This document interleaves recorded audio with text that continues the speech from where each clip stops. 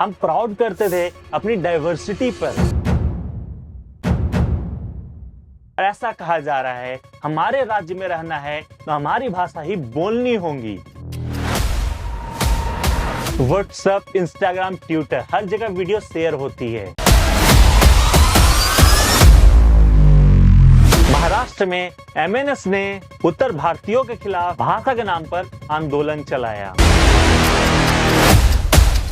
बस एक नारा लगाना है कि हमारी भाषा खतरे में है।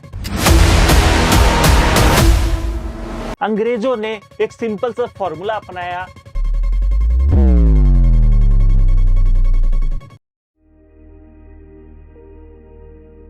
जैसे सोचिए, आप एक नई नौकरी करने के लिए अपने घर को छोड़कर दूसरे शहर जाते हो। सुबह सुबह ऑफिस के लिए निकलते हो और ऑटो वाले से कहते हो ये लोकेशन है, क्या तुम चलोगे? ऑटो वाला बोलता है तुम कर्नाटक में हो, कन्नड़ में बोलो, हिंदी नहीं चलेगी। आप हक्के बक्के रह जाते हो, कुछ समझ नहीं आता क्या करें। ये कोई हाइपोथेटिकल सिचुएशन नहीं है। कर्नाटक, महाराष्ट्र, तमिलनाडु, एक के बाद एक राज्यों में ऐसी घटनाएं देखने को मिल रही है। और ऐसा कहा जा रहा है हमारे राज्य में रहना है तो हमारी भाषा ही बोलनी होगी।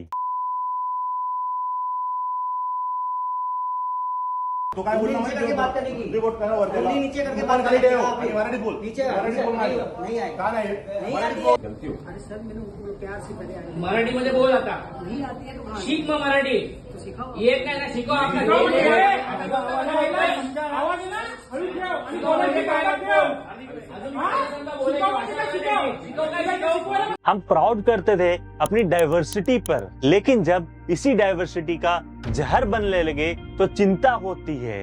और यही हो रहा है आजकल भारत के अंदर। लैंग्वेज को लेकर एक राज्य दूसरे राज्य से बंटने लगा है। कभी सोचा है कोई दिल्ली के बाहर के आदमी को बोला जाए तुम दिल्ली में रह रहे हो और तुम्हें सही से हिंदी बोलनी नहीं आती है तो रात दिल्ली छोड़कर चले जाना, या किसी मराठी को पंजाबी बोलने को बोला जाए वरना जिंदा नहीं रहोगे, कैसा लगेगा? अजीब लगा ना। बट आजकल यही हो रहा है और इसका सबसे बड़ा शिकार बनता है आम आदमी, वो जो काम की तलाश में, सपनों की तलाश में एक राज्य से दूसरे राज्य जाता है। वो जो एक बस या एक ट्रेन में बैठकर सोचता है कि अब जिंदगी थोड़ी बेहतर हो जाएगी, लेकिन नई भाषा का प्रेशर, लोकेलिटी कंडीशंस और सोशल स्ट्रेस, सब कुछ नया और डरावना। हिंदी जो कि एक राजभाषा है उसको आज तक लोग राष्ट्रभाषा समझते हैं, जबकि संविधान में ऐसा कोई वर्ड है ही नहीं। ये भ्रम आज भी जारी है और इसी भ्रम के चलते कई बार बहुत सारे विवाद पनपते हैं। जब कोई हिंदी भाषी दूसरे स्टेट में जाता है उसे लगता है कि हिंदी में तो हम पूरे इंडिया में कहीं पे भी बात कर सकते हैं, बट प्रॉब्लम तब आती है जब जिनको हिंदी नहीं आती उनको बोला जाता है, उनको कन्विंस किया जाता है कि हिंदी आप पे थोपी जा रही है, जबकि ऐसा बिल्कुल नहीं है। लेकिन कुछ पॉलिटिशियंस अपनी पॉलिटिक्स को सक्सेसफुल बनाने के लिए लोगों के बीच में आग लगाते हैं कि हिंदी आप पे थोपी जा रही है और आपका जो रीजनल लैंग्वेज है उसको सप्रेस किया जा रहा है। जैसे तमिलनाडु की पॉलिटिक्स हमेशा एंटी हिंदी पॉलिटिक्स रही है। यहाँ पर हिंदी थोपे जाने की बात का विरोध कोई नया बात नहीं है।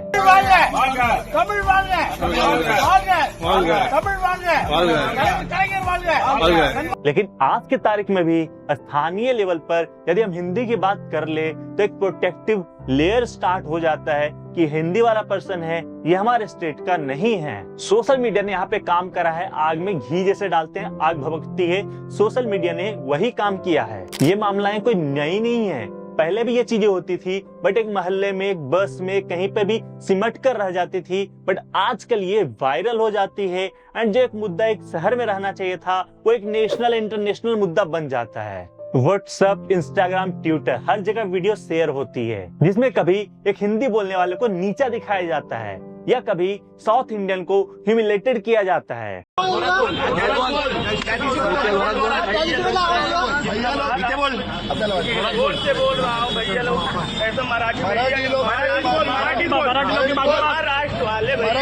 ये वीडियो सच्चाई दिखाते हैं लेकिन साथ में डर और इनसिक्योरिटी भी भरते हैं। यही डर धीरे धीरे नफरत में बदलता है और जब यही नफरत अकेले ना होकर एक ग्रुप में होती है तो यह एक आंदोलन बन जाता है। और जब सोशल मीडिया इसको एम्पलीफाई करता है तो एक छोटी सी घटना भी नेशनल लेवल पर आग लगा सकती है। और यही है आज की इस डेट में सबसे खतरनाक स्थिति।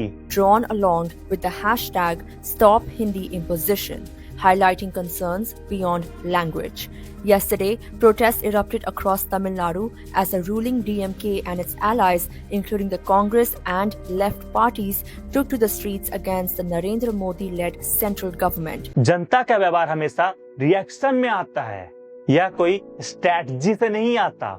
एक ऑटो वाला, एक सब्जी वाला, एक गार्ड अपने आसपास हो रहे चेंजेस को सबसे पहले महसूस करता है। और जब उन्हें लगता है कि दूसरे स्टेट से आने वाले लोगों के चलते उनकी जॉब अनसिक्योर हो रही है, उनकी लाइफ अनसिक्योर हो रही है, तो उनके अंदर डर बनने लगता है। और जब उन्हें बताता है कि ये सिर्फ लैंग्वेज की वजह से हो रहा है, तो उन लोग का जो डर था वो गुस्से में तब्दील हो जाता है एंड वो आंदोलन शुरू कर देते हैं कि यहाँ पे रहना है तो हमारी भाषा बोलनी होगी, हिंदी से काम नहीं चलेगा। बहुत बार ये लोग पॉलिटिकल ट्रेंड भी नहीं होते, बट इनके इमोशंस को इतना ज्यादा ट्रिगर कर दिया जाता है, जैसे अपना राज्य अपनी भाषा। फिर ये लोग अपने आप को सैनिक समझने लगते हैं, अपनी लैंग्वेज का प्रोटेक्टर। ये लोग दोषी नहीं है, भटके हुए हैं। इन्हें सही दिशा दिखाना सरकार और समाज दोनों का काम है। लेकिन जब भी किसी राज्य में चुनाव आता है, ये मामला गर्म होने लगता है। तमिलनाडु में डीएमके ने दशकों तक हिंदी विरोध को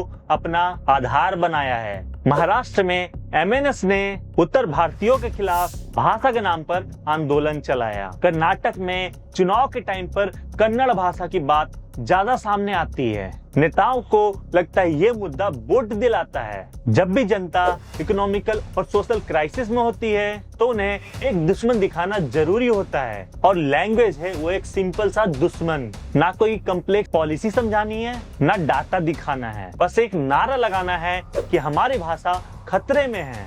लोग जुड़ जाते हैं, भीड़ बन जाती है, और वही लोग बनते हैं उस पार्टी के लिए वोट। यहाँ सबसे बड़ी आयरनी ये है कि जो नेता लिंग्विस्टिक प्राइड पर लड़ते हैं वो खुद मल्टीलैंग्वेज होते हैं। संसद में इंग्लिश में भाषण देते हैं, और जब नारे की बात आती है, प्रचार की बात आती है, तो हिंदी में नारे लगते हैं। और अपने बच्चों को इंटरनेशनल स्कूल में भेजा जाता है ताकि मल्टीपल लैंग्वेज को वो भी सीख सकें। लेकिन वही लोग आम जनता को भाषा के नाम पर लड़ाते रहते हैं। लैंग्वेज ये एक ऐसा शब्द है जिसे सुनते ही हमारी सबसे तीखी नस छू जाती है, क्योंकि लैंग्वेज सिर्फ एक्सप्रेशन का मीडियम नहीं है। ये हमारी माँ की लोरी है, यह दादी की कहानी है, यह हमारी पहली किताब है, और शायद हमारी पहली गाली भी। पर जब कोई कहता है तुम हमारी भाषा नहीं जानते हो, तुम हम में से एक नहीं हो, तो क्या ये केवल एक भाषा का मुद्दा है, या पहचान का, या ऑनरशिप का? और इस सब चीजों को समझने के लिए ना थोड़ा सा हिस्ट्री में हमें पीछे चलना होगा। दरअसल ये जो पूरा लैंग्वेज का मुद्दा है ना, इसकी मेन जड़ है अंग्रेज लोग। चलिए जानते हैं कैसे। जब लैंग्वेज की बात की जाए, जब अंग्रेज यहाँ पे आए थे तो लैंग्वेज उनके लिए एक भूल भुलैया बना हुआ था। अंग्रेजों ने एक सिंपल सा फॉर्मूला अपनाया कि जितनी भी गवर्नमेंट्स की बातें हैं वो अंग्रेजी में होगी, ताकि बाकी जो लैंग्वेज हैं उनसे उनको जूझना ना पड़े। धीरे धीरे स्कूल, कॉलेज, यूनिवर्सिटीज एंड जो हमारे कोर्ट है वहां पर इंग्लिश ही छा गई। हम लोगों में ना एक छोटी सी दिक्कत है, गोरी चमड़ी वाले ने कुछ भी बोल दिया हम उसे सही मान लेते हैं। ऐसे में जब हमने अंग्रेजों को अंग्रेजी बोलते हुए सुना तो हम अपनी मदर टंग को छोड़कर अंग्रेजी के पीछे भाग गए। पर आजाद भारत को एकजुट रखने के लिए एक भाषा की जरूरत थी।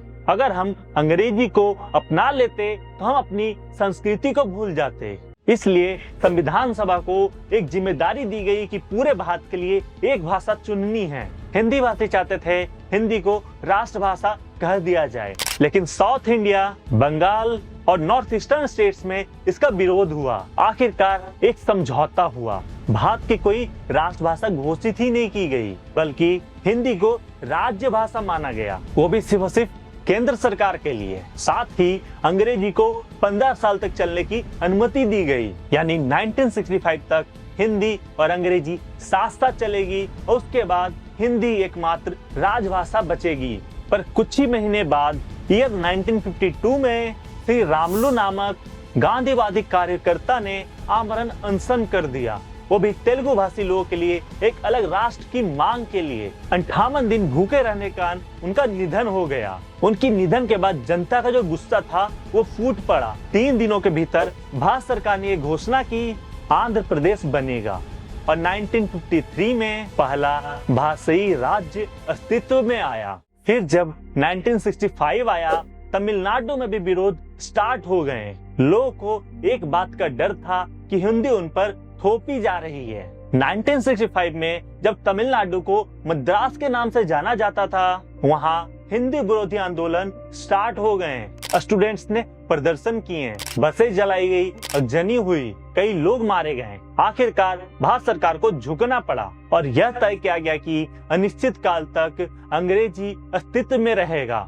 जो कि आज तक दिख रहा है। पर कानून क्या कहता है, चलिए उस पर थोड़ा नजर डालते हैं। भारत के संविधान ने भाषाई अधिकारों को बेहद संतुलित और व्यापक रूप से परिभाषित किया है। सबसे पहले बात करते हैं आर्टिकल 19 की। आर्टिकल 19(1)(a) हर व्यक्ति को अपनी अभिव्यक्ति स्वतंत्र रूप से मानने की आजादी देता है, जिसमें ये शामिल है कि मुझ पे डिपेंड करता है मैं कौन सी भाषा में पढ़ना चाहता हूँ, कौन सी भाषा में लिखना चाहता हूँ, कौन सी भाषा बोलना चाहता हूँ। कोई भी व्यक्ति इस आधार पर कि वो स्थानीय भाषा नहीं जानता है उसे अपमानित नहीं कर सकता है या उसके साथ भेदभाव नहीं कर सकता है। एग्जाम्पल के लिए, यदि कोई दिल्ली में बंगाली बोल रहा है तो कोई इसको बंगाली बोलने से रोक नहीं सकता है। इसके अलावा आर्टिकल 343 के अनुसार भारत की राजभाषा हिंदी होगी, लेकिन अंग्रेजी को भी एक सह राजभाषा के रूप में रखा गया। इसके साथ ही आर्टिकल 351 केंद्र सरकार को यह निर्देश देता है कि हिंदी का प्रचार किया जाए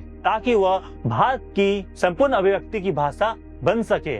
इसके अलावा बहुत से ऐसे कानून हैं जिनको बनाया गया है वैसे लोगों के लिए जिनकी संख्या बहुत ही ज्यादा कम है और वो कोई ऐसी भाषा बोलते हैं जो बहुत ही ज्यादा कम लोग बोलते हैं। उनके लिए शिक्षा का प्रबंध किया गया है और उनकी भाषा का संरक्षण करने के लिए भी कानून बनाए गए हैं। इन आर्टिकल से ये स्पष्ट होता है कि कोई पर्सन किसी भी व्यक्ति को किसी भी राज्य में दूसरे लैंग्वेज को बोलने में मना करता है या उसके साथ गलत बात करता है उसकी भाषा में बात करने के लिए, तो ये कॉन्स्टिट्यूशन का वायलेशन माना जाएगा। इसके साथ साथ आईपीसी की धारा 153A और 295A जैसे कानून भी लिंग्विस्टिक हेट्रेड को फैलाने वाले लोगों पे किया जा सकता है। अगर कोई लैंग्वेज को लेकर नफरत फैलाता है, लोगों को भड़काता है या हिंसा कराता है, तो कानूनी रूप पर उससे सजा भी मिलनी चाहिए। पर लिंग्विस्टिक कंट्रोवर्सीज का मेन प्रॉब्लम है लैक ऑफ कन्वर्सेशन, और कन्वर्सेशन की नींव पड़ती है एजुकेशन से।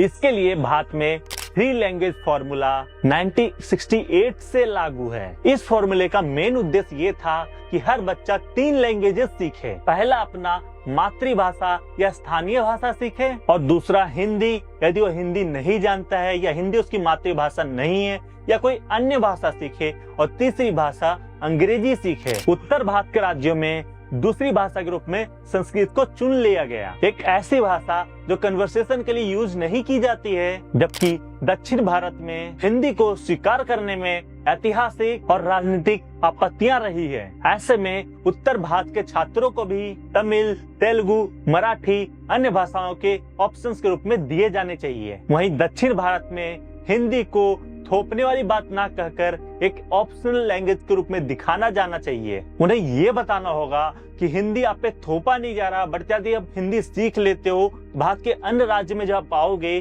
तो आपको लोगों से बात करने में आसानी होगी एंड आपके लिए नई नई अपॉर्चुनिटीज खुलने का रास्ता भी ओपन हो जाएगा, क्योंकि भारत के बहुत से राज्यों में हिंदी वाली आबादी ज्यादा है। इसके अलावा स्कूलों में भाषा सिखाने के लिए जो तरीके यूज किए जाते थे उसको थोड़ा इंटरेक्टिव बनाना होगा, ऑडियो विजुअल, या थोड़ा सा उसको इस तरीके से सिखाना होगा कि बच्चे जल्दी से जल्दी दूसरी भाषाओं को भी सीख सके। उसे ज्यादा कॉम्प्लिकेट करने से बचना होगा। भाषा रटने से नहीं, अनुभव से सीखी जाती है। यदि एक हिंदी बोलने वाला 20 वर्ड मराठी का सीख ले, एक मराठी बोलने वाला 30 वर्ड हिंदी का सीख ले तो आधी समस्या तो यहीं पे खत्म हो जाएगी। वैसे तो आज के डेट में इतनी सारी टेक्नोलॉजी आ चुकी है जिसका यदि हम सही से यूज करें तो लैंग्वेज को लेकर कभी डिबेट हो ही नहीं सकता। आजकल ऐसे ऐसे डिवाइसेज आ चुके हैं जिसमें रियल टाइम पे मैं जो भाषा बोल रहा हूँ आपको अपने लैंग्वेज में सुनाई देगा और आप जो लैंग्वेज में बोलोगे वो मेरे लैंग्वेज में ट्रांसलेट होकर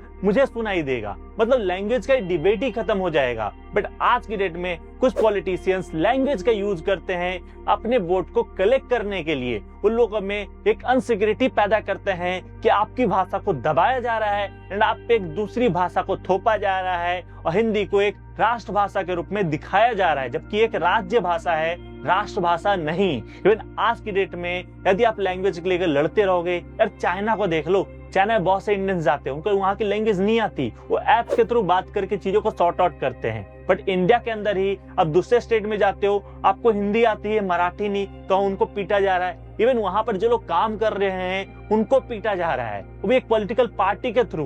क्या ये सही है? किसी पर्सन को यदि वहाँ की लैंग्वेज नहीं आती है तो उसको पीटना क्या ये लीगल है? मैं भारत के किसी भी स्टेट में जा सकता हूँ, मैं जो लैंग्वेज चाहता हूँ वो लैंग्वेज बोल सकता हूँ, ये मेरा अधिकार है। ये अधिकार पॉलिटिक्स के मामले में क्यों छीना जा रहा है हमारे से? इतना ही नहीं, उनको जबरदस्ती भड़काया जाता है। इवन कुछ लोग जो इस टाइम पे लैंग्वेज वॉर के सिचुएशन में बोल रहे हैं कि हिंदी हमारी ही भाषा है, तो उन पे भी कमेंट किए जा रहे हैं, उनको मर्डर करने तक के थ्रेट्स दिए जा रहे हैं। क्यों? क्योंकि तुम्हें अपना पॉलिटिक्स चमकाना है। डेफिनेटली यदि मैं किसी दूसरे स्टेट में जा रहा हूँ रहने के लिए तो वहाँ की भाषा मुझे आनी चाहिए। इससे क्या होगा, मैं वहाँ के लोकल लोगों से कनेक्ट कर पाऊंगा, बातचीत कर पाऊंगा एंड एक बेटर लाइफ मिलेगी मुझे भी, और मेरे जो आसपास लोकल लोग होंगे उनको भी लगेगा कि चलो कोई अपना ही है। तो उसके लिए ये सीखना बहुत जरूरी है। पर यदि मैं कहीं पे जा रहा हूँ नॉर्मल ट्रेवल करने के लिए तो ये जरूरी नहीं है कि मुझे वहाँ की लैंग्वेज आए। But I am definitely sure कि यदि आप कहीं पे जा रहे हो काम करने के लिए तो वहाँ की लैंग्वेज आपको आनी चाहिए, इसमें कोई मत नहीं है। बट यदि कोई आपको इसलिए मार रहा है क्योंकि आपको वहाँ की लोकल लैंग्वेज नहीं आती, कोई आपको टैक्सी से उतार दे रहा है कि आपको ये नहीं आता, कहीं पे आप जा रहे हो पिज्जा डिलीवर करने के लिए आपको मना कर दिया जा रहा है, आपसे पिज्जा लेकर पैसे नहीं दिए जा रहे, तो ये बिल्कुल गलत है। क्योंकि ये भारत है, हम भारत के संविधान में साफ साफ लिखा हुआ है हम भारत के किसी भी कोने में किसी भी भाषा में बात कर सकते हैं। यदि मुझे मराठी आती है मैं मराठी में बात करूंगा, मुझे हिंदी आती है मैं हिंदी में बात करूंगा, मुझे पंजाबी आती है मैं पंजाबी में बात करूंगा। कोई मुझे नहीं रोक सकता, कोई मुझ पे हाथ नहीं उठा सकता, कोई मेरे साथ हिंसा नहीं कर सकता, क्योंकि ये पावर मुझे मेरा इंडियन कॉन्स्टिट्यूशन देता है। अब बारी है सोच बदलने की, और यदि चाहते हो कि ये सोच बदले तो हम सभी लोगों को एक साथ आना पड़ेगा। और जो भी लोग लैंग्वेज को लेकर दूसरे पे अटैक करते हैं, दूसरे का विरोध करते हैं, उनको भी ये समझाना होगा कि लैंग्वेज सिर्फ कन्वर्सेशन करने का एक तरीका है। लैंग्वेज आप पे कोई थोप नहीं रहा, लैंग्वेज आपको एक ऑप्शन देता है कि आप ज्यादा से लोगों से कनेक्ट कर सको। जैसे मुझे यदि इंग्लिश आती है मैं तो आउट ऑफ इंडिया के लोगों से भी कनेक्ट कर पाता हूँ। आज मैं मल्टीपल क्लाइंट के साथ वर्क कर रहा हूँ, कुछ लोगों को हिंदी आती है, कुछ लोगों को इंग्लिश आती है, कुछ लोगों को हिंदी नहीं आती है। तो जिनको हिंदी नहीं आती मैं ट्राई करता हूँ उनसे इंग्लिश में बात करने का, और नहीं आता है तो भाई कोई बात नहीं, मैं दूसरे बंदे के पास जाऊंगा। तो ये वाला कम्युनिकेशन वाला जो गैप है उसको फिल करना है तो मुझे सीखना होगा। मैं ये नहीं कर सकता कि मैं यदि आपके काम करूंगा तो आपको ये सीखना पड़ेगा। यदि मुझे आपके साथ काम करना है तो मुझे ये सीखना पड़ेगा डेफिनेटली, और मुझे यदि नहीं सीखना है तो मैं आपके साथ काम नहीं करूंगा। सिंपल सी बात है। आई होप आपको वीडियो पसंद आई होगी। वीडियो पसंद है वीडियो को लाइक करना ना भूले, अपने सारे दोस्तों के साथ शेयर करें ताकि वो लोग भी इसकी रियलिटी को जान पाए। बाकी मैं आपसे मिलता हूँ नेक्स्ट वीडियो में, तब तक के लिए थैंक्स फॉर वॉचिंग गाइस। जय हिंद, जय भारत।